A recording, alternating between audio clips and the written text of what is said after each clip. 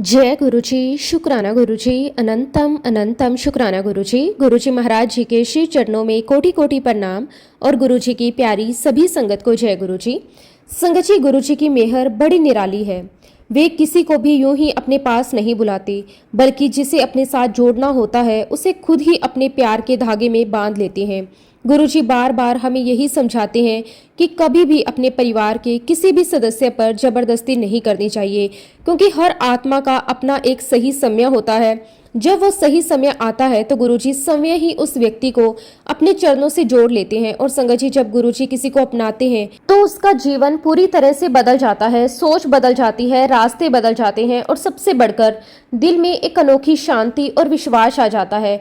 गुरुजी का ये प्रेम और बुलावा अपने आप में ही एक दिव्य अनुभूति है, जिसे केवल वही समझ सकता है जिसे ये कृपा प्राप्त होती है। इसीलिए संगत जी, हमें बस विश्वास बनाए रखना है और हर पल गुरुजी महाराज जी का शुक्राना करते रहना है। संगत जी, आज का सत्संग बहुत ही सुंदर, बहुत ही प्यारा सत्संग है। गुरुजी महाराज जी की बहुत ही प्यारी और पुरानी संगत गोपाल अंकल का सत्संग है। संगत जी, सत्संग को पूरे श्रद्धा भाव के साथ सुने, अंत तक सुने, क्योंकि हर एक सत्संग में गुरुजी हमें अपनी भरपूर ब्लेसिंग्स देते हैं।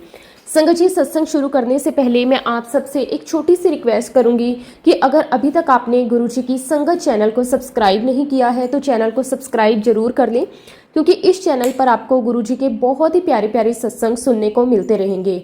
तो चलिए संगत जी, पूरे श्रद्धा भाव के साथ इस सत्संग की शुरुआत करते हैं। जय गुरुजी, शुक्राना गुरुजी, अनंतम अनंतम शुक्राना गुरुजी। संगत जी, सबसे पहले गुरुजी महाराज जी के श्री चरणों में मेरा कोटि कोटि नमन और गुरुजी की प्यारी सारी संगत को मेरा प्यार भरा नमस्कार। जय गुरुजी, शुक्राना गुरुजी। संगत जी, आज के इस सत्संग की शुरुआत मैं गुरुजी के दिल से शुक्राना करके करना चाहता हूँ, क्योंकि ये सब कुछ गुरुजी की ही असीम मेहर है कि आज मुझे ये सौभाग्य प्राप्त हुआ कि मैं अपनी जीवन यात्रा, अपनी जर्नी आप सभी के साथ साझा कर पा रहा हूँ। सच में संगत जी, ये कोई साधारण बात नहीं है, ये भी गुरुजी महाराज जी की कृपा का ही एक रूप है। शुक्राना मेरे मालिक, आपका अनंतम अनंतम शुक्राना। आपने मुझे इस सेवा के योग्य समझा, मैं आपका जितना भी शुक्राना करूं उतना कम है।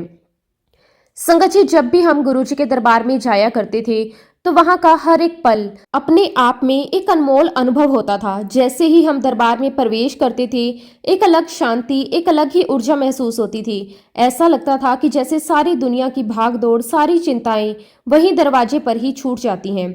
गुरुजी अक्सर हमसे कहा करते थे, मैं तुम्हें बहुत ब्लेस कर रहा हूँ और आने वाला समय तुम्हें खुद बताएगा कि तुम्हें कितनी ब्लेसिंग्स मैंने दी हैं। उस समय संगत जी, हम शायद इन शब्दों की गहराई को पूरी तरह समझ नहीं पाते थे, लेकिन आज जब पीछे मुड़कर देखते हैं तो हर एक बात सच होती दिखाई देती है। संगत जी, हम दरबार में बैठकर बस गुरुजी को एक टक निहारते रहते थे। उनकी एक झलक, उनकी एक मुस्कान, उनकी एक नज़र, सब कुछ हमारे लिए बहुत बड़ी बात होती थी। हम शब्द गुरबानी सुनते रहते थे और उस माहौल में पूरी तरह खो जाते थे। कभी कभी जब गुरुजी हमें प्यार से मुस्कुराकर देख लेते थे तो संगत जी, सच मानिए, हमारा पूरा दिन बन जाता था। ऐसा लगता था कि जैसे हमें सब कुछ मिल गया हो। अगर उसी मुस्कान के साथ गुरुजी कोई एक शब्द या एक वाक्य बोल देते थे तो वो बात हमारे दिल और दिमाग में हमेशा के लिए बस जाती थी। संगत जी, एक बार की बात है, मेरे मन में कुछ बातें थी जो मैं गुरुजी से कहना चाहता था, लेकिन लगातार 3-4 दिन तक मुझे उनसे बात करने का मौका ही नहीं मिला। मन में थोड़ा सा संकोच भी था और इंतजार भी। फिर एक दिन ऐसा आया जब मुझे लगा कि आज मुझे मौका मिल जाएगा। जैसे ही मैं गुरुजी के पास गया और मैंने अपना मुंह खोलकर कुछ कहने की कोशिश की, उससे पहले ही गुरुजी ने अचानक से कहा, अंकल, मांग के लिया तक की लिया। संगत जी, उस एक वाक्य ने मुझे अंदर तक हिला दिया। मैं वहीं का वहीं खड़ा रह गया। जो कुछ मैं कहना चाहता था वो सारे शब्द मेरे मुंह में ही रह गए। मुझे कुछ बोलने की जरूरत ही नहीं पड़ी। तब मुझे एहसास हुआ कि हम चाहे कुछ कहें या ना कहें, गुरुजी को सब कुछ पहले से पता होता है। हम अक्सर ये सोचते हैं कि अगर हम अपनी समस्या, अपनी इच्छा, अपनी परेशानी गुरुजी को नहीं बताएंगे तो उन्हें कैसे पता चलेगा। लेकिन संगत जी, ये हमारी सबसे बड़ी भूल होती है। गुरुजी के सामने कुछ भी छिपा हुआ नहीं है। जब हम उनके दरबार में जाते हैं तो वो हमारी बाहरी आंखों पर तो माया का पर्दा डाल देते हैं, लेकिन उनके ऊपर कोई पर्दा नहीं होता। वो सब कुछ साफ साफ देख रहे होते हैं। गुरुजी अक्सर कहा करते थे कि जब तुम मेरे दरबार में आते हो उसी पल मुझे तुम्हारा पास्ट, प्रेजेंट और फ्यूचर सब दिख जाता है। संगत जी सोचिए, जब गुरुजी ही सब कुछ जानते हैं तो हमें चिंता करने की क्या जरूरत है। इसलिए संगत जी, जब हम अंपायर स्टेट में लंगर किया करते थे तो गुरुजी 2 चपाती दिया करते थे। वो सिर्फ साधारण चपाती नहीं होती थी, उसके पीछे भी एक बहुत गहरा आध्यात्मिक अर्थ होता था। पहली चपाती हमारे पिछले कर्मों को काटने के लिए होती थी जो हमने जाने अनजाने में किए होते थे, और दूसरी चपाती हमारे आने वाले भविष्य को संवारने के लिए होती थी, ताकि हमारा आने वाला जीवन उज्जवल और बेहतर बने। गुरुजी का हर एक कार्य, हर एक इशारा, हर एक शब्द, सब कुछ बहुत गहरे अर्थों से भरा होता था। संगत जी, गुरुजी हमेशा कहा करते थे, मुझसे मांगो मत, क्योंकि गुरु जानते हैं कि हमें क्या चाहिए, कब चाहिए और कितना चाहिए। हम जो मांगते हैं वो सीमित होता है, लेकिन जो गुरु देते हैं वो असीमित होता है। गुरुजी ये भी कहा करते थे, ਇਹ जो दरबार है ना, ਇੱਥੇ अकल ਦਾ कोई काम नहीं हैगा, ਤੇ ਤੁਹਾਡੀ अकल ਨੂੰ ਜੁੱਤੀ ਦੇ ਨਾਲ ਛੱਡ के बाहर आया करो। यानी कि इस दरबार में हमारी बुद्धि, हमारी चालाकी, हमारी गन्नाएं कुछ भी काम नहीं आती। यहाँ सिर्फ श्रद्धा, विश्वास और समर्पण ही काम आता है। संगत जी, ना यहाँ कोई ज्योतिष शास्त्र काम करता है और ना ही कोई नुमेरोलॉजी और ना ही कोई नग नगीने, क्योंकि जिस पल आप गुरुजी के दरबार में प्रवेश कर जाते हैं उसी पल आपकी जीवन की डोरी गुरुजी के हाथ में चली जाती है। वो ही उसे थाम लेते हैं, वो ही उसे संभालते हैं। फिर गुरुजी खुद आपकी किस्मत लिखते हैं, खुद आपके कर्मों को कटवाते हैं और खुद आपको अपनी बख्शिशें देते हैं, अपना आशीर्वाद देते हैं। और गुरुजी कहा करते थे कि जब मैं तुम्हें अपनी बख्शिशें देता हूँ, तुम पर मेहर करता हूँ, कृपा करता हूँ, तुम्हारा जीवन चमका कर तुम्हें भेजता हूँ। लेकिन संगत जी, गुरुजी आगे बहुत गहरी बात समझाते थे। वे कहते थे कि जब तुम वापिस मेरे दरबार में आते हो तो सब कुछ फिर से शून्य हो जाता है, और इसका कारण भी वे बहुत सरल शब्दों में समझाते थे। संगत जी, गुरुजी कहते थे कि इसका कारण ये है कि हम लोग लगातार एबीसी में फंसे रहते हैं। अब एबीसी का मतलब कोई साधारण चीज नहीं है। गुरुजी के अनुसार ए का अर्थ एब्यूज, बी का अर्थ ब्लेम और सी का अर्थ क्रिटिसाइज। यानी कि संगत जी, हम अपना अधिकतर समय दूसरों की गलतियां निकालने में, उन्हें दोष देने में, उनकी आलोचना करने में, इसी में व्यतीत कर देते हैं। हम ये भूल जाते हैं कि हमें अपने अंदर झांकना है, अपने आप को सुधारना है। गुरुजी बड़े प्यार से समझाते थे, अगर तुम लोग एबीसी से बाहर ही नहीं निकलोगे तो डी तक कैसे पहुंचोगे। और संगत जी, ये डी कोई साधारण अक्षर नहीं है, इसका अर्थ है ड्यूटीज, डिसिप्लिन और डिवोशन। यानी कि अपने कर्तव्य को निभाना, अपने जीवन में अनुशासन लाना और सबसे महत्वपूर्ण गुरुजी के प्रति पूर्ण समर्पण रखना। संगत जी, गुरुजी कहते थे, जब तक हम एबीसी में उलझे रहेंगे तब तक हम अपने जीवन के असली उद्देश्य तक नहीं पहुंच सकते, क्योंकि एबीसी हमें नीचे खींचती है और डी हमें ऊपर उठाता है। गुरुजी ये भी कहा करते थे कि मेरे दरबार में आने से पहले जो ये 6 सीढ़ियां आती हैं, इन्हें पार करने में कई लोगों के कई जन्म लग जाते हैं। सोचिए संगत जी, जब दरबार तक पहुंचने से पहले ही इतनी कठिन परीक्षा है तो हमें कितना विनम्र और जागरूक होना चाहिए। इसलिए संगत जी, गुरुजी के वचनों का पालन करना बहुत जरूरी है। हालांकि गुरुजी कभी भी पारंपरिक अर्थों में प्रवचन नहीं करते थे, लेकिन जो शब्द, जो गुरबानी दरबार में चलाई जाती थी, वो असली मार्गदर्शन है। गुरुजी कहते थे, शब्द ही मेरे आदेश हैं, शब्द ही तुम्हारे सवालों के जवाब हैं। और संगत जी, ये कोई साधारण बात नहीं है। जब हम शब्द को ध्यान से सुनते हैं, पूरे मन से सुनते हैं, तो वो हमारे अंदर उतरता है, वो हमें रास्ता दिखाता है, हमें संभालता है। गुरुजी कई बार कहते थे, मेरे शब्दों में मेरी स्पेशल ब्लेसिंग होती है, मेरे शब्द ही तुम्हें गाइड करेंगे, मेरे शब्द ही तुमसे बात करेंगे। संगत जी, जब ये बात दिल में उतरती है तो इंसान का नजरिया ही बदल जाता है।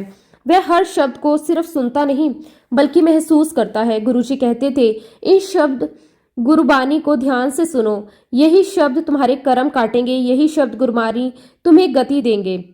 संगत जी, सच में ये अनुभव करने वाली बात है। वैसे तो हजारों शब्द हैं, हजारों भजन हैं, लेकिन गुरुजी महाराज जी ने उनमें से कुछ विशेष शब्दों को चुना था, लगभग 40 या 45 शब्द, जिनमें विशेष ऊर्जा, विशेष आशीर्वाद है। संगत जी, जब हम उन शब्दों को बार बार सुनते हैं तो हर बार एक नया अर्थ निकलकर सामने आता है, एक नई समझ मिलती है।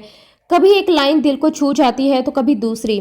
और सबसे आश्चर्य की बात यह है संगत जी कि एक ही शब्द एक ही समय पर एक ही दरबार में सैकड़ों लोग सुन रहे होते हैं, लेकिन हर व्यक्ति के लिए उसका अर्थ अलग होता है। किसी को उसमें अपने सवाल का जवाब मिलता है, किसी को अपनी परेशानी का हल और किसी को आगे बढ़ने का रास्ता। यही गुरुजी की लीला है, यही उनकी महिमा है। संगत जी, गुरुजी का ट्रीटमेंट सभी के लिए समान होता है, वे सभी को एक जैसा लंगर प्रसाद देते हैं, सभी को एक जैसे शब्द सुनाते हैं, लेकिन हर एक के जीवन में उसका प्रभाव अलग अलग तरीके से प्रकट होता है। इसलिए सबसे इम्पोर्टेंट बात यह है कि हम गुरुजी को फॉलो करें, उनके बताए मार्ग पर चलें। संगत जी, गुरुजी के लिए सरेंडर शब्द का मतलब बहुत इंपॉर्टेंट है, वो भी 100% सरेंडर, आधा अधूरा सरेंडर नहीं बल्कि पूरा सरेंडर करना। संगत जी, पहले के समय में मुश्किल से 1 या 2 सत्संग होते थे, लोग बड़ी श्रद्धा से उसमें शामिल होते थे, लेकिन आज के समय में एक ही हफ्ते में 4-4, 5-5 सत्संग होने लगे हैं। ये एक तरह से गुरु कृपा ही है, हमें इतने अवसर मिल रहे हैं। लेकिन संगत जी, एक बात बहुत ध्यान देने वाली है, आजकल कई जगहों पर सत्संग में वो असली शब्द, वो असली गुरबानी नहीं बजाई जाती जो गुरुजी से जुड़ी हुई है। कई बार सत्संग को एक कल्चरल इवनिंग जैसा बना दिया जाता है, जहां भक्ति से ज्यादा प्रदर्शन नजर आता है। लेकिन संगत जी, सत्संग का असली उद्देश्य क्या है? सिर्फ और सिर्फ आपका और गुरुजी का कनेक्शन। उस समय पर, उस स्थान पर आपके और गुरुजी के बीच में कोई तीसरा नहीं होना चाहिए, ना कोई दिखावा, ना कोई प्रदर्शन, सिर्फ सच्चा प्रेम, सच्चा समर्पण।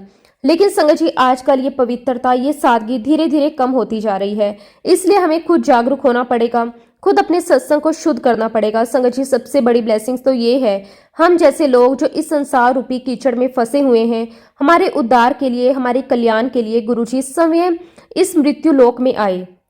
उन्होंने इंसानी रूप धारण किया ताकि हम उनसे जुड़ सकें, उन्हें समझ सकें। और संगत जी, एक अरदास जो अक्सर लोग गुरुजी से करते हैं, वो मुझे हमेशा थोड़ी अजीब लगती है। लोग कहते हैं, गुरुजी हर जन्म में मुझे आपका साथ मिले, आपका आशीर्वाद मिले। सुनने में ये बहुत अच्छी बात लगती है, लेकिन अगर गहराई से सोचें तो इसका मतलब क्या हुआ?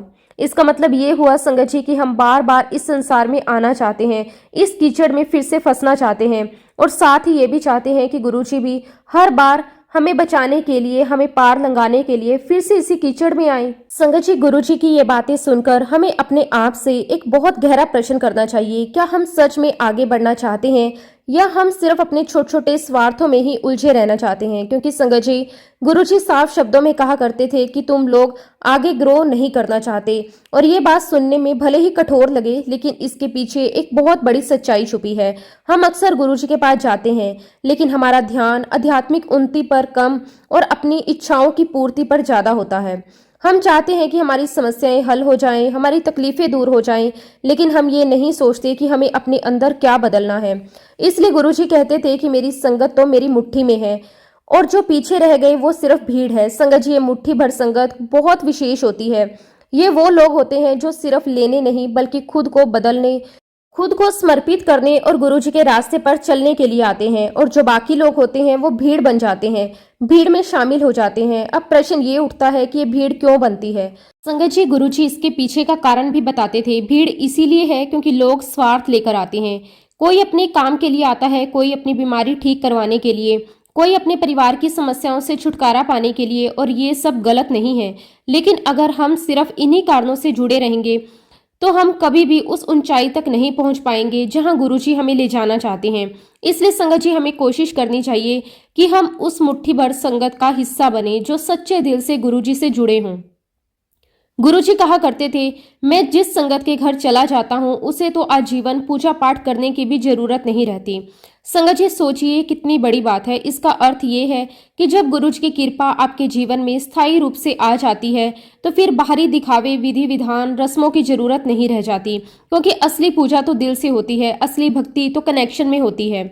गुरुजी ये भी कहते थे कि जिस क्षण तुम मेरे पास आ जाते हो उसी क्षण से तुम्हारा भूत और वर्तमान सब शून्य हो जाता है। संगत जी, ये कोई साधारण वचन नहीं है। इसका अर्थ है कि चाहे हमारा अतीत कैसा भी रहा हो, हमने कितनी भी गलतियां की हो, जैसे ही हम सच्चे दिल से गुरुजी से जुड़ते हैं वो सब पीछे छूट जाता है और उस क्षण से सब कुछ गुरुजी के हाथ में आ जाता है।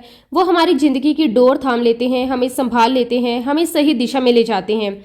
संगत जी, एक बहुत ही सुंदर घटना है जो इस बात को और स्पष्ट करती है। एक बार की बात है, हम सभी लंगर के बाद गुरुजी के पास आज्ञा लेने के लिए गए। गुरुजी ने हमें वहीं अपने पास बिठा लिया। ऐसा अक्सर होता था कि गुरुजी 10 से 12 संगत को अपने पास बिठाकर उनसे प्रेम पूर्वक बातें किया करते थे।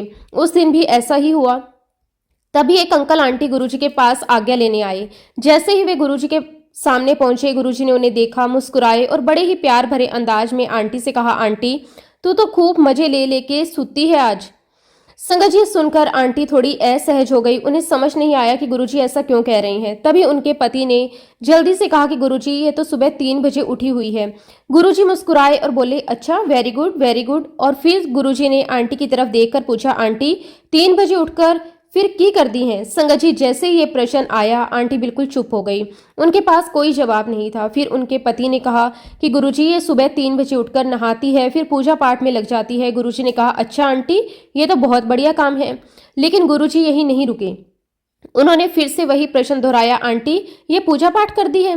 संगत जी आंटी पूरी तरह से कंफ्यूज हो गई। उन्हें समझ नहीं आ रहा था कि गुरुजी आखिर कहना क्या चाहते हैं। और तभी गुरुजी ने उनके पति को चुप रहने का इशारा किया और बहुत ही गहरी बात कही ये कनेक्शन भी गुरुजी का है तो आंसर भी गुरुजी ही देंगे। संगत जी ये सुनते ही वहां का माहौल और भी गंभीर हो गया। फिर गुरुजी ने बहुत प्यार से आंटी से कहा कि आंटी तू सवेरे 3 बजे क्यों उठती हैं? वो तो अमृत वेला का टाइम होता है। गुरुजी ने फिर आगे समझाया कि अगर तू अपने गुरु की फिजिकल प्रेजेंस में आकर भी उसके साथ कनेक्शन नहीं जोड़ पा रही तो यहाँ आकर सो रही है तो फिर तेरे सुबह 3 बजे उठने का क्या फायदा है। संगत जी ये बात सुनकर हम सब अंदर तक खिल गए। गुरुजी ने बहुत साफ शब्दों में कहा देयर इज नो अमृत वेला, यानी कि सिर्फ समय का नाम अमृत वेला नहीं है। गुरुजी ने समझाया अमृत वेला वो होता है जब तुम अपने ईश्वर के साथ अपने गुरु के साथ सच्चा कनेक्शन बनाते हो, जब तुम दिल से जुड़ते हो। जो कुछ भी तुम्हें कहना है, जो भी अरदास करनी है, जो भी अपने मन की बात है वो तुम उस समय अपने गुरु से शेयर करो। और संगत जी सबसे इंपॉर्टेंट बात तो गुरुजी ने समझाई अमृत वेला का मतलब सिर्फ सुबह उठने नहीं होता। अमृत वेला वह समय है जब आप अपने गुरुजी के साथ बैठकर उनके साथ सच्चा कनेक्शन महसूस करते हो। वो समय दिन का भी हो सकता है, रात का भी हो सकता है, सुबह का भी हो सकता है। संगत जी गुरुजी का सीधा और स्पष्ट संदेश यही था कि जब गुरुजी फिजिकल फॉर्म में हमारे सामने उपस्थित हों, जब हमें उनके दरबार में बैठने का अवसर मिले, तब अगर हम वहां बैठकर भी सोते रहें, ध्यान ना लगाएं, कनेक्शन ना बनाएं, तो फिर वहां आने का असली लाभ ही क्या रह जाता है। संगत जी गुरुजी की हर एक बात अपने आप में एक गहरी सीख होती थी। उसका उत्तर भी उतना ही गहरा और उतना ही अनमोल होता था। उस दिन जो गुरुजी ने समझाया वो बात मेरे मन में ऐसी बैठ गई जैसे किसी पत्थर पर लकीर खिंच जाती है। आज भी संगत जी जब मैं पीछे मुड़कर देखता हूँ तो वही बात बार बार याद आती है। और आज भी हम देखते हैं कि बहुत सारे लोग अमृत वेला सत्संग ऑर्गेनाइज करते हैं, लेकिन संगत जी क्या हमने कभी रुककर ये सोचा कि असली अमृत वेला क्या है? गुरुजी ने तो बहुत साफ शब्दों में समझाया था कि अमृत वेला कोई घड़ी का समय नहीं है, कोई फिक्स टाइम नहीं है। अमृत वेला वह समय है जब आप अपने गुरुजी के सामने बैठते हो, उनसे 1-to-1 कनेक्शन बनाते हो, अपने दिल की बात उनसे साझा करते हो। वो समय सुबह का भी हो सकता है, रात का भी हो सकता है, दिन का भी हो सकता है। असली बात समय की नहीं कनेक्शन की है। संगत जी यहाँ मैं एक और बहुत इंपॉर्टेंट बात शेयर करना चाहता हूँ। गुरुजी ने कभी भी व्रत और उपवास को रिकमेंड नहीं किया। ये बात कई लोगों को सुनने में अलग लग सकती है, लेकिन इसके पीछे भी बहुत गहरी समझ है। इससे जुड़ा एक बहुत ही सुंदर सत्संग है जो इस बात को और भी स्पष्ट करता है। संगत जी एक आंटी थी, उन्होंने नवरात्रि के व्रत रखे हुए थे। उसी दौरान वह गुरुजी के सत्संग में भी आती थी। एक दिन की बात है, आंटी दरबार में आई, लेकिन उन्होंने चाय प्रसाद स्वीकार नहीं किया और इससे पहले कि कोई उनसे कुछ पूछता वह चुपचाप दरबार से बाहर चली गई। ऐसा एक बार नहीं बल्कि 3 से 4 बार हुआ। संगत जी ये बात शायद गुरुजी की नजरों से कैसे छिप सकती है। फिर एक दिन आंटी फिर से दरबार में आई। उस समय गुरुजी अपनी गद्दी पर विराजमान थे। जैसे ही आंटी गुरुजी के पास पहुंची, गुरुजी ने तुरंत उनका हाथ पकड़ लिया। संगत जी गुरुजी का ये स्पर्श अपने आप में एक बहुत बड़ा आशीर्वाद होता है। गुरुजी अपनी गद्दी से उठे और आंटी का हाथ पकड़कर उन्हें अपने साथ किचन की तरफ ले गए। संगत जी ये दृश्य अपने आप में बहुत अद्भुत था। गुरुजी खुद किसी को किचन में ले जा रहे हैं। जब वो किचन में पहुंचे तो गुरुजी ने बड़े प्यार से आंटी से कहा कि आंटी तू एनी सेवा कर दी है, एनी पूजा कर दी है, एने फास्ट कर दी है, ए वेक ए लंगर सर्व कर दे। संगत जी जैसे ही आंटी ने किचन के अंदर देखा उनका दिल कांप उठा। उन्होंने देखा कि वहां कोई साधारण दृश्य नहीं था। किचन में 9 देवियां समय लंगर की थाल सजा रही थी। संगत जी ये कोई कल्पना नहीं थी, ये गुरु कृपा का साक्षात अनुभव था। ये दृश्य देखकर आंटी की आंखों से आंसू रुकने का नाम नहीं ले रहे थे। उनका मन भाव विभोर हो गया। उन्हें उस क्षण ये एहसास हो गया कि जिस लंगर प्रसाद को वह नजरअंदाज कर रही थी वह कितना दिव्य है, उसमें कितनी कृपा समाई हुई है। संगत जी गुरुजी हमें कई बार समझाते थे ये जो लंगर प्रसाद है ये ਤੁਹਾਡੇ गुरु का प्रसाद है, इसमें बहुत सारी ब्लेसिंग है, लेकिन हम अक्सर इन बातों को बहुत हल्के में लेते थे। गुरुजी ने कभी भी व्रत उपवास को प्रमोट नहीं किया क्योंकि वे जानते थे कि सच्ची भक्ति भूखे रहने में नहीं बल्कि कनेक्शन में है। फिर भी संगत जी जो लोग व्रत रखते थे गुरुजी उन्हें मना नहीं करते थे, बल्कि वे यही कहते थे आप अपने व्रत में भी लंगर प्रसाद ले सकती हो, क्योंकि उस लंगर में जो कृपा होती है वह किसी भी व्रत से कई अधिक शक्तिशाली होती है। संगत जी, ये कृपा हमें उस समय शायद समझ नहीं आती, लेकिन समय के साथ उसका प्रभाव हमारे जीवन में दिखाई देता है। गुरुजी कहा करते थे, तुम्हें लगता है कि तुम कुछ बताओगे नहीं तो मुझे पता नहीं चलेगा, मुझे सब पता है। संगत जी, गुरुजी का लंगर प्रसाद भी अलग अलग लोगों के लिए अलग अलग तरीके से काम करता है। किसी के लिए वह शारीरिक रूप से लाभ देता है, किसी के लिए मानसिक शांति, किसी के लिए आध्यात्मिक उन्नति का कारण बनता है। ये सब गुरुजी की कृपा उनकी योजना के अनुसार होता है। संगत जी, हम लोग तो अनजाने में कभी कभी जानबूझकर भी कई गलतियां करते रहते हैं, लेकिन गुरुजी की महानता यही है कि वे हमें उन गलतियों के लिए बार बार माफ करते हैं, हमें संभालते हैं और हमें आशीर्वाद देते रहते हैं। वे हमें गिरने नहीं देते, बल्कि हर बार उठाकर फिर से सही रास्ते पर ले आते हैं। और संगत जी, यहाँ मैं आप सभी से एक दिल से बात कहना चाहता हूँ, गुरुजी का दरबार बहुत ही सौभाग्य से मिलता है। हर किसी को ये अवसर नहीं मिलता। अगर आपको ये सौभाग्य मिल गया है, अगर आप गुरुजी के दरबार तक पहुँच गए हो, तो फिर उस दरबार को 100% फॉलो करना चाहिए, आधा अधूरा नहीं, पूरा समर्पण, पूरी श्रद्धा, पूरा विश्वास। संगत जी, जैसा हम किसी डॉक्टर के पास जाते हैं तो क्या हम डॉक्टर को ये बताते हैं कि डॉक्टर साहब आप हमें यही दवाई लिख कर दीजिए? नहीं ना, क्योंकि हमें पता है कि डॉक्टर अपना काम जानता है, उसे पता है कि हमें क्या दवाई देनी है, कितनी देनी है और कब देनी है। उसी प्रकार संगत जी, जैसे हम एक डॉक्टर पर पूरा भरोसा रखते हैं, ठीक उसी तरह जब गुरुजी हमें कुछ कह रहे हैं तो हमारा कर्तव्य केवल एक ही होता है, उसे पूरी श्रद्धा और पूरी निष्ठा के साथ फॉलो करना। संगत जी, हम अक्सर अपनी बुद्धि लगाने लगते हैं, अपनी समझ से चीजों को तोलने लगते हैं, लेकिन गुरुजी का मार्ग बुद्धि से नहीं विश्वास से चलता है। और जब हम गुरुजी के बताए हुए मार्ग पर चलते हैं तभी हमें गति प्राप्त होती है। अब संगत जी, यहाँ गति शब्द का अर्थ बहुत गहरा है। इसका मतलब सिर्फ जीवन में आगे बढ़ना नहीं, बल्कि इसका वास्तविक अर्थ है मोक्ष, जन्म मरण के बंधनों से मुक्ति। संगत जी, कृपा तो कभी भी किसी पर भी हो सकती है। गुरुजी की कृपा सीमित नहीं है, वो उस व्यक्ति को भी मिल सकती है जो गुरुजी की संगत में नहीं है। लेकिन अगर आप गुरुजी के दरबार तक पहुंच गए हो तो ये कोई साधारण बात नहीं है। इसका मतलब ये है कि आपकी आत्मा के लिए, आपके जीवन के लिए गति का मार्ग खुल चुका है।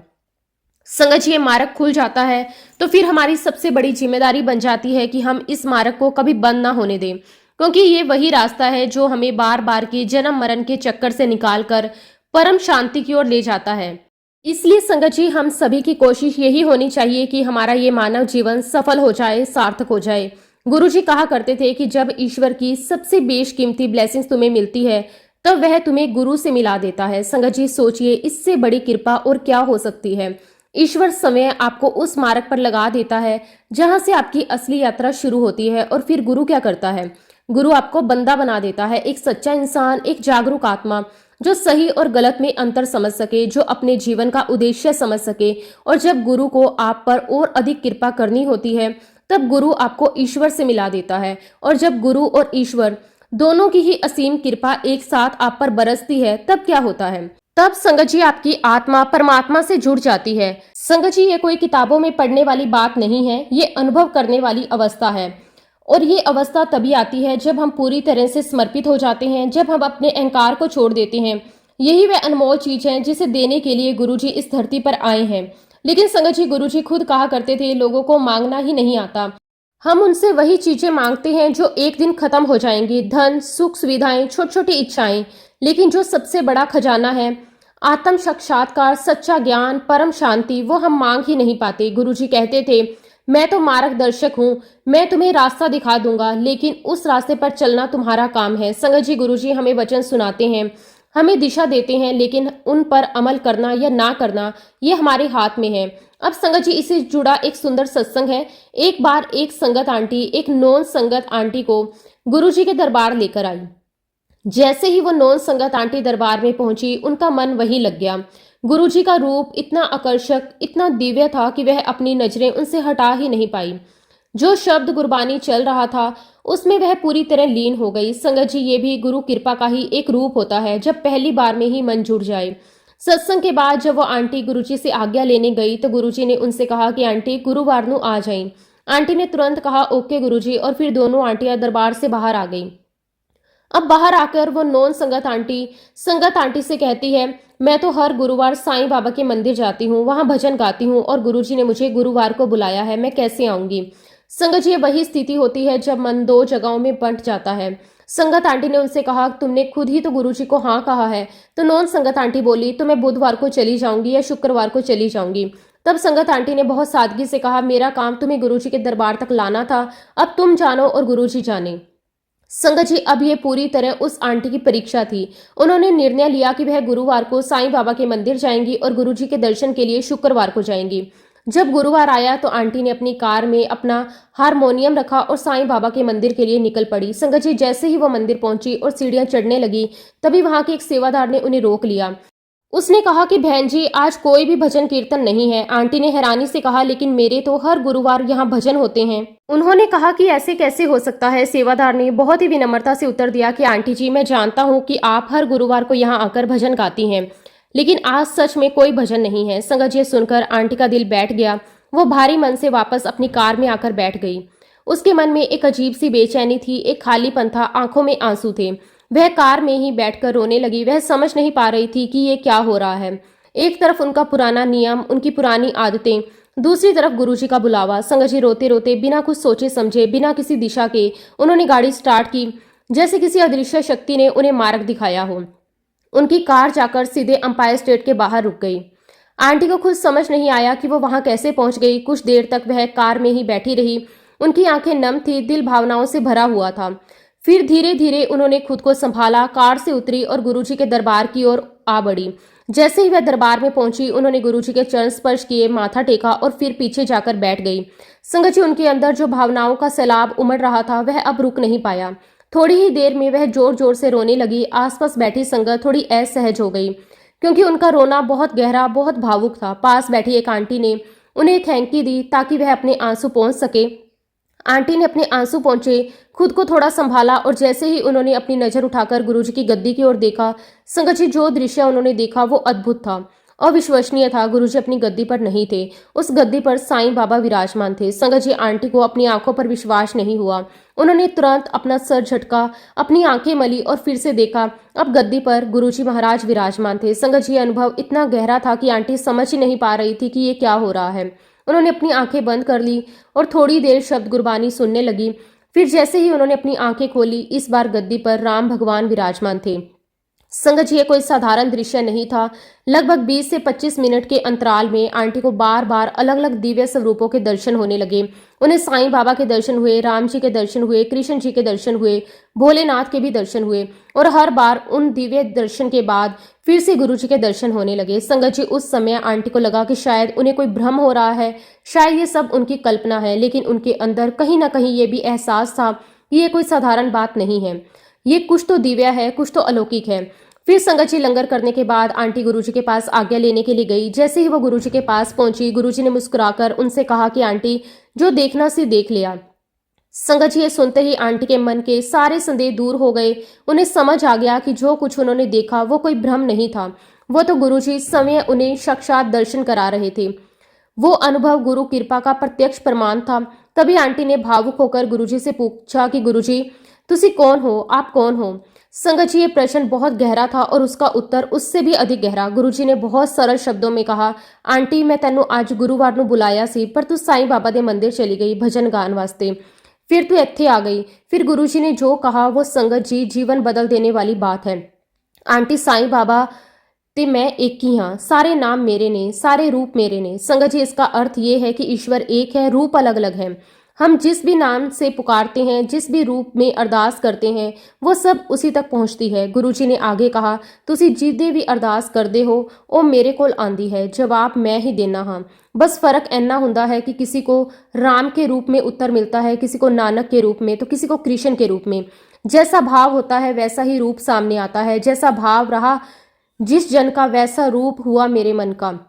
संगत जी, ये बात अपने आप में ही संपूर्ण ज्ञान है और इसी से जुड़ा एक और अनुभव है। एक बार की बात है, मैं और मेरी आंटी, हम दोनों गुरुजी के पास बैठे हुए थे। सत्संग शुरू होने में अभी समय था।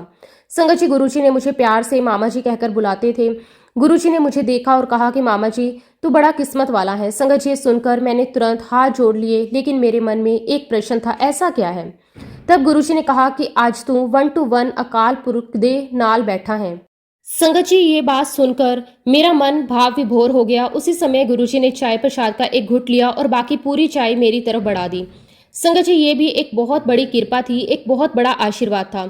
और इस घटना के 3 से 4 दिन के बाद गुरुजी एक सत्संग में एक आंटी से बात कर रहे थे। तब गुरुजी ने कहा, आंटी, गुरुजी दे वचना नु कदे कटिया नहीं करते। संगत जी, इसका मतलब सिर्फ इतना नहीं है कि गुरुजी अपनी बात से पीछे नहीं हटते, बल्कि इसका अर्थ ये है कि गुरुजी जो कहते हैं वह पूर्ण सत्य होता है। गुरुजी एक उदाहरण देकर समझाते थे कि अगर मैं कह दूं कि रात के समय बाहर सूरज निकला है, तो तुम्हें यह नहीं सोचना कि ये कैसे हो सकता है। तुम्हें बस कहना है कि हाँ जी गुरुजी, बाहर सूरज निकला है। क्यों? क्योंकि हमें ये नहीं पता कि गुरुजी किस तरह से देख रहे हैं, किस दृष्टि से देख रहे हैं। हमारी दृष्टि सीमित है, लेकिन गुरुजी की दृष्टि असीमित है। संगत जी, जब हम अपनी सीमित बुद्धि को छोड़कर गुरुजी के वचनों को स्वीकार करते हैं, तभी असली श्रद्धा जन्म लेती है। इसी प्रकार गुरुजी ने दरबार में कई बार कहा कि माला नहीं फेरनी। संगत जी, ये सुनकर कई बार लोग अपनी अपनी समझ से तर्क करने लगते हैं। मैंने खुद कई बार संगत को गुरुजी के साथ इस विषय पर डिबेट करते हुए देखा है, लेकिन संगत जी, गुरुजी ने एक बहुत ही इंपॉर्टेंट बात मुझे कही थी। अंकल, मैं कोई भी बात किसी को सिर्फ 3 बार ही कहता हूँ, अगर उसके बाद भी वह नहीं माने तो फिर उसकी किस्मत। संगत जी, ये शब्द मेरे दिल में हमेशा के लिए बस गए। इसका अर्थ ये है कि गुरुजी हमें बार बार समझाते हैं, हमें अवसर देते हैं, लेकिन अगर हम फिर भी नहीं समझते तो फिर वो हमारी अपनी जिम्मेदारी बन जाती है। गुरुजी ने नॉन वेजिटेरियन खाने के विषय में भी कई बार स्पष्ट रूप से समझाया है। मुझे एक घटना बहुत अच्छी तरह याद है जो मेरे अपने परिवार से जुड़ी हुई है। संगत जी, मेरा जो ब्रदर इन लॉ है वो एयरफोर्स में पायलट था। एक बार गुरुजी ने उनसे बहुत सहजता से पूछा, अंकल कितना ड्रिंक लेना है? संगत जी, उन्होंने थोड़ा मुस्कुराते हुए कहा, गुरुजी 1-2 तो हो ही जाते हैं, अगर किसी पार्टी में जाओ तो 3-4 भी हो जाते हैं। गुरुजी ने फिर पूछा, नॉन वेज? ये सुनकर संगत जी, उनके चेहरे पर एक हल्की सी मुस्कान आ गई। तब गुरुजी ने बहुत स्पष्ट शब्दों में कहा, अंकल तेनू 2 ड्रिंक्स अलाउ है, पर नॉन वेज बिल्कुल नहीं। संगत जी, ये कोई साधारण निर्देश नहीं था। गुरुजी कई बार कहा करते थे, ये जो पेट है ना, ये कोई शमशान घाट नहीं है, तुम कुछ भी डालते जाओ। इसका अर्थ ये है कि हमें अपने शरीर को भी पवित्र रखना चाहिए, क्योंकि यही साधन है हमारी आध्यात्मिक यात्रा का।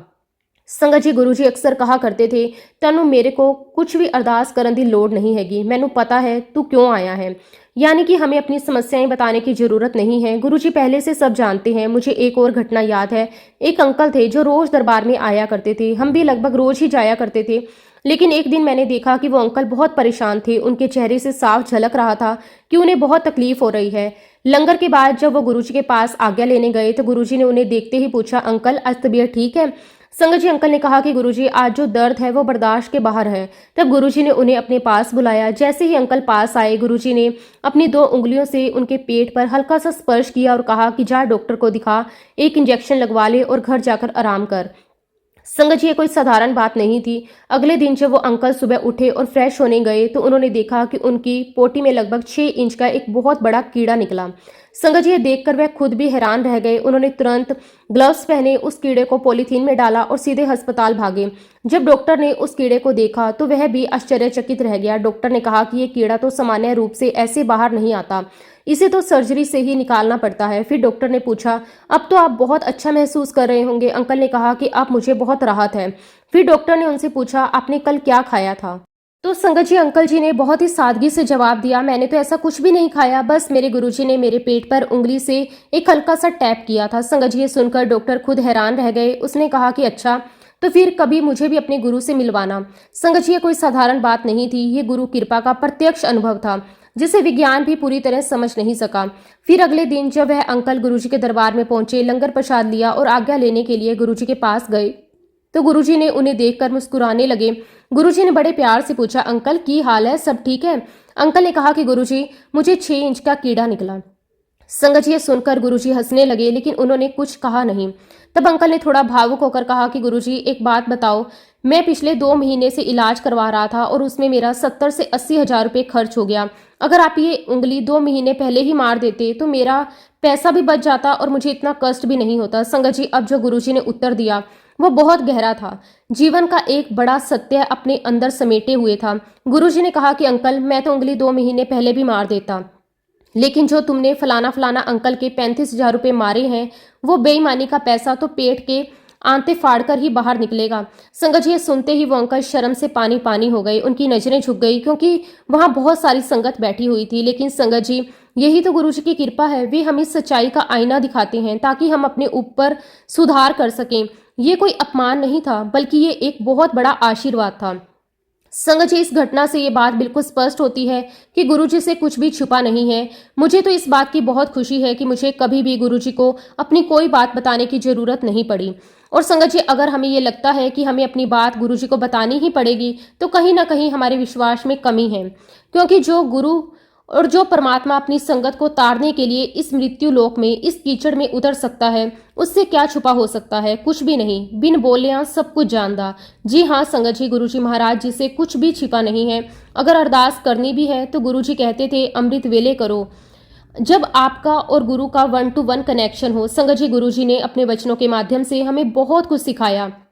अब हमारी जिम्मेदारी है कि हम उन वचनों से भटके नहीं, उस रास्ते से हटे नहीं, उनके पथ पर चलें, बल्कि 100% उन बातों को फॉलो करें। संगत जी, अब आप ऐसा करना शुरू करते हो तो आप खुद महसूस करते हो कि दिन ब दिन आपकी स्पिरिचुअल प्रोग्रेस हो रही है, आपके अंदर शांति बढ़ रही है, समझ बढ़ रही है, और सबसे इम्पोर्टेंट, आपका गुरु के साथ कनेक्शन मजबूत हो रहा है। संगत जी, एक बार की बात है, मैं गाजियाबाद में एक सत्संग अटेंड करने गया।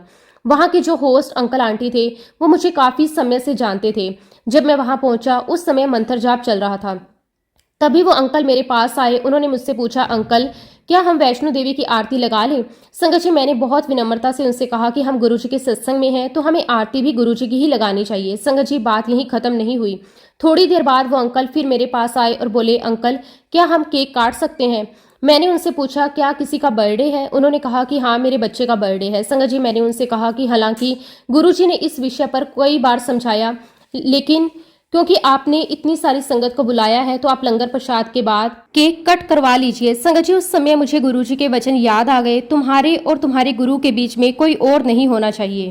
गुरुजी कहा करते थे कि आपको ये भी एहसास नहीं होना चाहिए कि आपके पास कौन बैठा है, वो आपकी पत्नी है, आपका पति है, आपके बच्चे हैं या कोई और। संगत जी, जब आप दरबार में बैठते हो तो आपका ध्यान इस बात पर नहीं होना चाहिए कि कौन आया है, कौन गया है, कौन उठा है, कौन बैठा है। क्यों? क्योंकि वह समय सिर्फ और सिर्फ गुरु जी का होता है, वह समय आपके और गुरु के बीच का होता है। और संगत जी, जब ये कनेक्शन बन जाता है तो वही असली सत्संग होता है। क्योंकि संगत जी, हमें नहीं पता कि किस पल गुरु जी की रहमत हम पर बरस जाए। गुरु जी को हमें ब्लेस करने में 1 सेकंड भी नहीं लगता। लेकिन असली प्रश्न ये है, क्या हम उस ब्लेसिंग को लेने के लिए तैयार हैं? क्या हमारा मन साफ है? क्या हमारा विश्वास पूरा है? क्या हम उनके बताए हुए रास्ते पर चल रहे हैं? संगत जी, गुरुजी महाराज जी के जो 105 वचन हैं, उन्हें हमें सिर्फ सुनना नहीं है, उन्हें अपने जीवन में उतारना है, उन्हें अपने अंदर बसाना है। जब हम ऐसा करना शुरू करते हैं, तब हम केवल श्रद्धालु नहीं रहते, हम गुरुजी की सच्ची संगत बन जाते हैं। संगत जी, मैंने अपने अनुभव में ये देखा है कि गुरुजी ने कभी भी किसी को ना नहीं कहा। जो भी उनके पास आया खाली हाथ नहीं गया। लेकिन संगत जी, इसका ये मतलब नहीं कि हम बिना सोचे समझे कुछ भी मांगते रहें। हमारे अंदर भी एक मर्यादा होनी चाहिए। हमें ये समझ होनी चाहिए कि हमें गुरुजी से क्या मांगना है। और अगर संगत जी आप सच में गुरुजी पर पूर्ण विश्वास रखते हो, पूरी तरह से सरेंडर करते हो, तो फिर आपको किसी और के पास जाने की जरूरत ही नहीं है, क्योंकि सारी कृपा उन्हीं के पास है, सारी बख्शिशें उन्हीं के पास हैं, सारे लेसन्स भी उन्हीं के पास हैं। संगत जी, अब एक बहुत ही सुंदर और सीख देने वाला इंसिडेंट सुनाता हूँ। एक आंटी थी जो फरीदाबाद से हर हफ्ते एक बार टैक्सी लेकर गुरुजी के दरबार आया करती थी। उनके हस्बैंड नॉन संगत थे, लेकिन संगत जी, उस आंटी की सेवा और समर्पण देखने लायक था। जब भी वो दरबार आने के लिए निकलती, उससे पहले अपने हस्बैंड के लिए सब कुछ तैयार करके जाती। टेबल पर उनके लिए ड्रिंक रखती, काजू बादाम रखती, उनका डिनर बनाकर रखती। संगत जी, ये भी एक प्रकार की सेवा ही थी। एक दिन की बात है, आंटी अपने हस्बैंड के लिए डिनर बना रही थी। उन्होंने परांठे तो बना लिए थे, अब सब्जी बनानी थी। जैसे ही उन्होंने फ्रिज खोला तो देखा कि उसमें सिर्फ बैंगन रखे हुए हैं। अब संगत जी, उन्हें ये अच्छी तरह पता था कि उनके हस्बैंड को बैंगन से एलर्जी है। अब उनके सामने एक बहुत ही बड़ी समस्या खड़ी हो गई। समय बहुत कम था, ड्राइवर बाहर हॉर्न पे हॉर्न बजा रहा था और उन्हें जल्दी से दरबार भी पहुंचना था। उस समय आंटी ने मन ही मन गुरुजी को याद किया और कहा कि ओ माय गॉड गुरुजी, आज तो महाभारत हो जाएगी। अब मैं क्या करूं? मेरे पास कोई और सब्जी नहीं है और मेरे पास समय भी नहीं है। संगत जी, उस समय उन्होंने बिना कुछ सोचे समझे बैंगन काटे और कढ़ाई में डाल दिए। जैसे ही बैंगन कढ़ाई में डाले, उन्होंने फिर से गुरुजी से कहा कि गुरुजी अब आप ही संभालिए। इतना कहकर वह जल्दी से बाहर आई, टैक्सी में बैठी और दरबार के लिए निकल पड़ी। संगत जी जब वह दरबार पहुंची तो उन्होंने गुरुजी के चरण स्पर्श किए, माथा टेका और थोड़ी दूरी पर जाकर बैठ गई। उनका मन अभी भी थोड़ा चिंतित था, लेकिन उन्होंने खुद को संभालकर शब्द गुरबानी में ध्यान लगाने की कोशिश की। कुछ ही देर में संगत जी गुरुजी ने हाथ के इशारे से शब्द गुरबानी की आवाज कम करवाई और फिर गुरुजी ने कहना शुरू किया, दिल्ली की जो संगत है ना, उसे पता ही नहीं है कि गुरु के दरबार में कैसे जाते हैं। गुरुजी ने आगे कहा कि महिलाएं छोटे छोटे कपड़े पहनकर आ जाती हैं और जो आदमी लोग हैं वो अनशेव्ड आ जाते हैं, बाल बिखरे हुए होते हैं। संगत जी गुरुजी का ये कहना केवल बाहरी रूप के बारे में नहीं था, बल्कि ये एक संकेत था। जब हम गुरु के दरबार में आए तो हमें भीतर और बाहर दोनों से सजग होकर आना चाहिए। गुरुजी ने मुस्कुराते हुए कहा, आज तो हद ही हो गई। एक आंटी कहती है, गुरुजी आप बैंगन बनाओ। संगत जी सुनकर दरबार में बैठी संगत एक दूसरे का चेहरा देखने लगी। किसी को समझ नहीं आ रहा था कि गुरुजी ये किसके लिए कह रहे हैं, लेकिन संगत जी वो आंटी तुरंत समझ गई ये बात उनके लिए ही है। उनका सिर शर्म से झुक गया और वह चुपचाप बैठ गई। संगत जी गुरुजी का तरीका यही होता है, वो किसी का नाम नहीं लेते, लेकिन बात सीधे दिल तक पहुंचा देते हैं। एक हफ्ते के बाद जब वो आंटी फिर से दरबार में आई, उन्होंने गुरुजी को माथा टेका। गुरुजी ने उन्हें देखा और मुस्कुराकर पूछा, आंटी और बैंगन ठीक थे ना, पसंद आ गए? संगत जी सुनते ही आंटी की आंखों में आंसू बहने लगे। वो खुद को रोक नहीं पाई। तब गुरुजी ने बहुत प्यार से कहा, नहीं आंटी रोना नहीं है, इधर खड़े होकर सत्संग सुना। संगत जी फिर आंटी ने अपनी पूरी बात संगत के सामने रखी। उन्होंने बताया कि जब भी वह सत्संग में आती थी तो ज्यादातर अपने हस्बैंड की कार लेकर आती थी और रात को 2-2 बजे घर पहुंचती थी। इस वजह से ड्राइवर सुबह लेट हो जाता था और उनके हस्बैंड का काम प्रभावित होता था। एक दिन उनके हस्बैंड ने साफ कह दिया कि आज के बाद तुम मेरी कार लेकर मत जाओ, अगर जाना है तो टैक्सी से जाओ। संगत जी फिर आंटी ने बताया कि उसी दिन किचन में सिर्फ बैंगन ही थे। वह किसी से क्या कहती। उन्होंने कहा कि मैं तो सिर्फ गुरुजी से बात कर सकती थी। मेरे किचन में गुरुजी का स्वरूप लगा हुआ था और मैंने उनसे कह दिया कि गुरुजी अब आप ही संभालो, आप ही बैंगन बनाओ। इसके बाद वो दरबार में आ गई। अब जो आगे हुआ वो बहुत ही अद्भुत था। आंटी ने बताया कि जब वो रात को लगभग 2 या 2:30 बजे घर पहुंची तो उन्होंने देखा कि उनके हस्बैंड अभी तक जाग रहे हैं। संगत जी उन्होंने कहा कि मैंने उन्हें कभी इतनी देर तक जागते हुए नहीं देखा। वह कमरे में चहलकदमी कर रहे थे, उनके आने का इंतजार कर रहे थे। जैसे ही आंटी अंदर आई, अंकल बोले, तू आ गई, ये टाइम है आने का। आंटी ने कहा, ट्रैफिक में ही 1.5-2 घंटे लग जाते हैं। लेकिन अंकल ने तुरंत पूछा, आज तूने खाने में क्या बनाया है? आंटी ने पूछा, आपने खाना नहीं खाया? अंकल बोले, तू टॉपिक चेंज मत कर, मैंने पूछा क्या बनाया है। आंटी ने फिर से धीरे से कहा, बैंगन बनाए हैं। संगत जी अब जो अंकल ने कहा वो सुनकर आंटी खुद हैरान रह गई। अंकल बोले, वो बैंगन थे? इतने स्वाद भी होते हैं बैंगन? संगत जी ये सुनकर आंटी समझ गई कि ये कोई साधारण बात नहीं है। अगर भगवान खुद करछी चलाएं तो फिर स्वाद तो दिव्य होगा ही होगा। ये गुरुजी की कृपा थी, ये उनका प्रत्यक्ष प्रमाण था। संगत जी इस पूरे इंसिडेंट से हमें यही सीख मिलती है, सबसे बड़ी बात, हमें गुरुजी की सेवा करनी है, उनसे सेवा करवानी नहीं है। हमें उनसे आदेश लेना है, उन्हें आदेश देना नहीं है। जब हम उनसे कुछ भी कहें, कोई भी अरदास करें, तो हमें बहुत ही माइंडफुल होकर करनी चाहिए। हमें ये समझना चाहिए कि हम क्या बोल रहे हैं, क्या मांग रहे हैं, क्योंकि गुरुजी हर शब्द को सुनते हैं, हर भाव को समझते हैं। संगत जी हमारे गुरुजी महाराज इतने प्रेम्य हैं, इतने कोमल हृदय के हैं, उन्हें कुछ नहीं चाहिए। उन्हें सिर्फ और सिर्फ हमारा प्यार चाहिए, हमारा विश्वास चाहिए, हमारी सच्ची श्रद्धा चाहिए। इसी के साथ संगत जी अब मैं अपने शब्दों को विराम देता हूँ। जब भी गुरुजी महाराज मुझे आज्ञा देंगे, मैं अपना अगला शुक्राना सत्संग भी आप सबके साथ जरूर शेयर करूंगा। जय गुरुजी, शुक्राना गुरुजी, अनंतम अनंतम शुक्राना गुरुजी। ओम नमः शिवाय, शिवजी सदा सहाय। ओम नमः शिवाय, गुरुजी सदा सहाय। जय गुरुजी, शुक्राना गुरुजी, अनंतम अनंतम शुक्राना गुरुजी।